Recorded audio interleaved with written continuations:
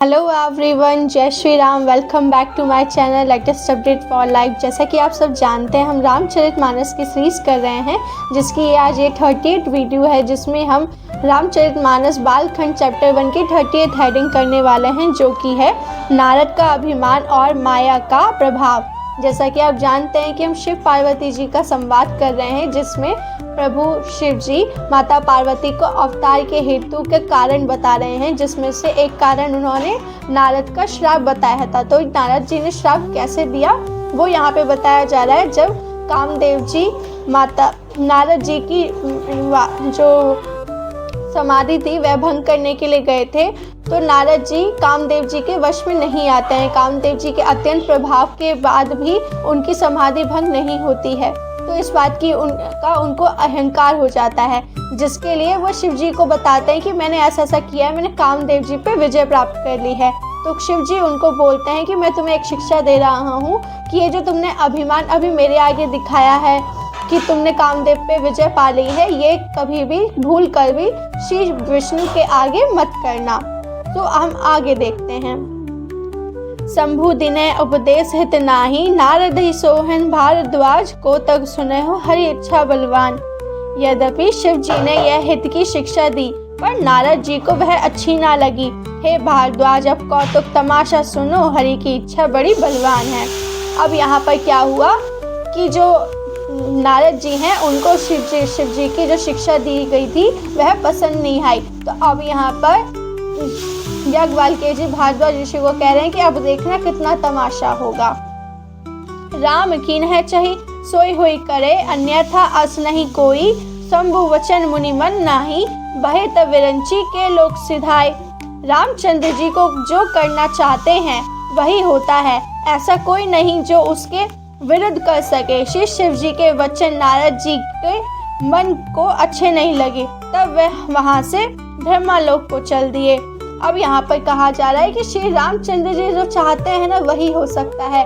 पूरे संसार में, पूरी सृष्टि में कोई ऐसा है ही नहीं जो उनका कहा या उनका मन का के विरुद्ध जा सके। जो उन्होंने चाहा वह जरूर जरूर होगा। तो ये बात सुनने के बाद भी जो नारद जी हैं वो शिव जी की बातों का अनसुना करके ब्रह्मालोक को जाते हैं। एक बार करतल कर बीना, गावत हरि गुण गान प्रवीणा। छिर सिंधु गवने मुनिनाथा, जहाँ बसे श्रीनिवास श्री माथा। एक बार गान विद्या में निपुण मुनिनाथ नारद जी हाथ में सुंदर वीणा लिए हरि गुण गाते हुए श्री सागर को गए, जहाँ वेदों के मस्त स्वरूप मूर्तिमान वेदांत तत्व लक्ष्मी निवास भगवान नारायण रहते हैं। अब यहाँ पे बताया जा रहा है कि एक बार गान विद्या में निपुण श्री नारद जी अपना जो हाथ में सुंदर वीणा लिए रहते हैं वह लेकर श्री सागर में जाते हैं, जहाँ श्री विष्णु जी माता लक्ष्मी जी के साथ विहार करते हैं। तो वहाँ पहुंचकर वह क्या कर रहे हैं? हर्षि मिले उठी राम निकेता, बैठे आसन ऋषि समेता। बोले हुई है सी चराचर गाया, बहुत ने दीनन किन्हीं मुनि दाया। राम निवास भगवान उठकर बड़े आनंद से उनसे मिले और ऋषि नारद जी के साथ आसन पर बैठ गए। चरण चरण के स्वामी भगवान हंसकर बोले, हे मुनि, आज आपने बहुत दिनों पर दया की। अब वहाँ पर पहुँचने के बाद नारद जी अपने ऋषियों के साथ स्थान ग्रहण कर बैठ जाते हैं। तो श्री नारायण जी उनको कह रहे हैं विष्णु जी कि नारद मुनि, आपने हम पर बड़े दिन बाद कृपा करी कि आप यहाँ आए। कामचरित नारद सब भाषे, यद्यपि प्रथम भरज शिव राखे। अति प्रचंड रघुपति के माया, जही न मोहि अस को जग जाया। यद्यपि श्री शिव जी ने उन्हें पहले से ही बरज रखा था, तो भी नारद जी ने कामदेव का सारा चरित भगवान को कह सुनाया। श्री रघुनाथ जी की माया बड़ी ही प्रबल है, जगत में ऐसा कौन जन्मा है जिसे वह मोहित ना कर दे। अब यहाँ पर क्या हुआ कि इतना मना करने के बाद भी नारद जी ना सुने, और नारद जी ने शिव जी के आगे जो भी कामदेव जी के साथ उनका घृणित हुआ था कि मैंने कामदेव जी पे विजय पा ली, वह सब जाकर श्री हरि जी के आगे सुना दिया। अब श्री हरि के आगे आप कभी अहंकार कर सकते हैं? तो वो ऐसे हैं कि वो तो किसी को भी मोहित कर सकते हैं। तो वह अब मोहित करने के लिए दूसरा अवतार लेते हैं। रूख बदन कर वचन मृदु, बोले श्री भगवान तुम्हारे सिमरन ना मिटे ही मोय मर मदमान। भगवान रूखा मुंह करके कोमल वचन बोले, हे मुनिराज, आपका स्मरण करने से दूसरों के मोह, काम, मद और अभिमान मिट जाते हैं, फिर आपके लिए तो कहना ही क्या है। तो अब यहाँ पे श्री विष्णु जी उनको चढ़ा रहे हैं चने के झाड़ पर और वो कह रहे हैं कि आपके तो स्मरण मात्र से ही जीव मात्र की मद, मदिरा, काम, मान जो भी उनके मन में होता है, काम वासना सब छूट जाती हैं। तो आपकी तो बात ही क्या निराली है। सुन मुनि मोह हुई मन ताके, ज्ञान विराग हृदय नहीं जाके, ब्रह्मचराज व्रत रत मति धीरा, तुम ही की एक करे मनुभव पीरा। हे मुनि सुनिए, मोह तो उसके मन में होता है जिसके हृदय में ज्ञान वैराग्य नहीं है। आप तो ब्रह्मचार्य व्रत में तत्पर और बड़े धीर बुद्धि हैं, भला कहीं आपको भी कामदेव सता सकते हैं। अब यहाँ पर विष्णु जी कह रहे हैं कि जो काम वासनाएं होती हैं वह तो उनके चित्त में बहती हैं जिनको ज्ञान और वैराग्य की समझ नहीं। आप तो ब्रह्मचार्य व्रत में हैं, आपको भला ये सब कैसे दूषित कर सकता है, कामदेव जी का असर आप पे कैसे हो सकता है। नारद कहे सहित अभिमाना, कृपा तुम्हारी सकल भगवाना, करुणा निधि मन दीख विचारी, और अंकुरेउ गर्भ तरु भारी। नारद जी ने अभिमान के साथ कहा, भगवान यह सब आपकी कृपा है। करुणा निधान भगवान ने मन में विचार कर देखा कि इनके मन में गर्भ के भारी वृक्ष का अंकुर पैदा हो गया है। अब प्रभु श्री हरि के आगे तो वो यह कह देते हैं कि करुणा निधान श्री हरि, ये सब आपकी ही इच्छा से हो रहा है, आप ही की वजह से मैं ब्रह्मचारी व्रत रह पा रहा हूँ, ज्ञान वैराग्य मेरे पास है, ये सब कुछ आप ही की लीला है। तो श्री हरि उनके मन में झांक लेते हैं कि उनके मन में अंकुर बीज अहंकार का, उनके मन में अहंकार आ चुका है। बेगी सो में डरे उखारी, पन हमारे सेवक हितकारी, मुनि कर हित मन को तुक होई, अवश्य उपाय करीब न मैं सोई। मैं उसे तुरंत ही उखाड़ फेंकूंगा, क्योंकि सेवकों का हित करना हमारा प्रण है। मैं अवश्य ही वह उपाय करूंगा जिससे मुनि का कल्याण और मेरा खेल हो। अब यहाँ पर श्री हरि अपने मन में कह रहे हैं कि मैं श्री हरि मतलब मुनि का अपमान ना होने दूंगा। इनके मन में जो बीज आ चुका है अहंकार का, मैं उसे उखाड़ फेंकूंगा और इनको एक ऐसी बुद्धि दूंगा जिससे इनका कल्याण हो सके। तब नारद हरिपद सिर नाई, चले हृदय अहिमित अधिकाई, श्रीपति निज माया तब प्रेरी, सुने कठिन करनी तय केरी।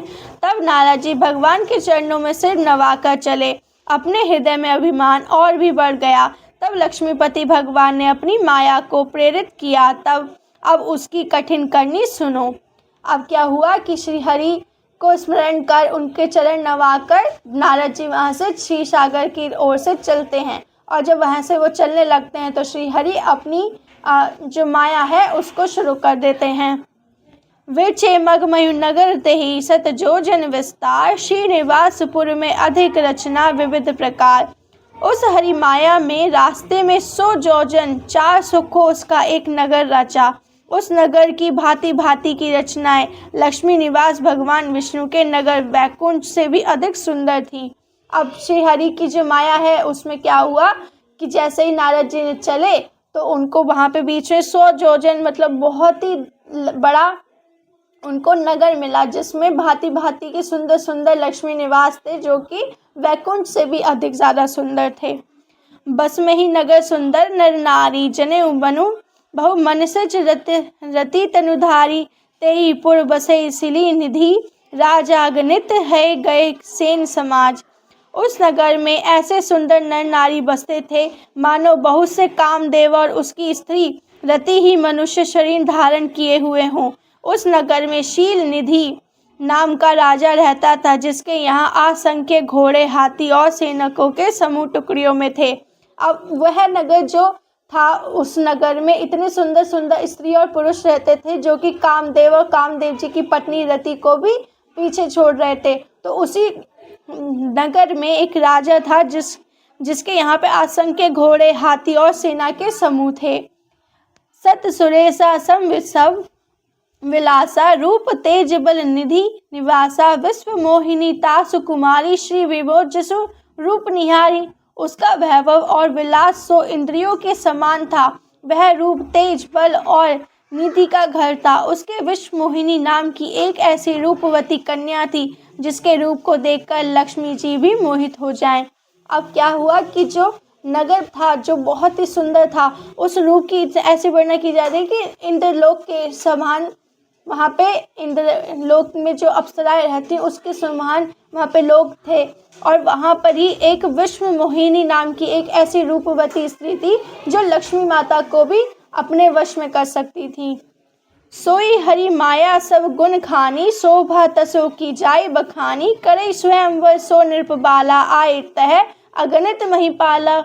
वह सब गुणों की खान भगवान की माया ही थी। उसकी शोभा का वर्णन कैसे किया जा सकता है। वह राजकुमारी स्वयंवर करना चाहती थी, इससे वहाँ अनगिनत राजा आए हुए थे। अब वह जो स्त्री थी जो विश्वमोहिनी थी वह स्वयंवर करना चाहती थी। तो यह सभी भगवान की रचना थी, तो सब कुछ सुंदर होगा ही। तो वहाँ पे अत्यंत सारे राजा आए और सभी एक से एक सुंदर। तो यहाँ पे यही बताया जा रहा है कि वह श्री जो राजकुमारी थी वो स्वयंवर करती हैं, और वो स्वयंवर का रचना जब होती है तो बहुत सुंदर सुंदर बहुत ही दूर दूर से राजा सब आते हैं। मुनि कोदकु नगर ते ही गयहु, पूरब सिन्ह सब पूछत भयहु, सुनी सब चरित भूप गृह, आय करी पूजा नृप मुनि बैठाए। खिलवाड़ी मुनि नारद जी उस नगर में गए और नगर वासियों से उन्होंने सब हाल पूछा। सब समाचार सुनकर वे राजा के महल में आए। राजा ने पूजा करके मुनि को आसन पर बैठाया। अब सारा उसी नगर में नारद जी पहुंच जाते हैं और वहाँ सारे नगर की बातें पूछ पाछ के वह राजा के महल में पहुंचते हैं। और जब वहाँ पहुंचते हैं तो राजा उनका बहुत आदर सत्कार करके उनको सिंहासन पर बैठा देते हैं अपने घर में। तो यहाँ पे हमारी 30th हेडिंग कंप्लीट होती है। हम 31 हेडिंग में मिलेंगे जिसमें है विश्वमोहिनी का स्वयंवर और शिव गणों तथा भगवान को शाप। अब यहाँ पर जो श्री हरि हैं उनको शाप दिखाया जाएगा और भगवान विश्वमोहिनी का स्वयंवर दिखाया जाएगा।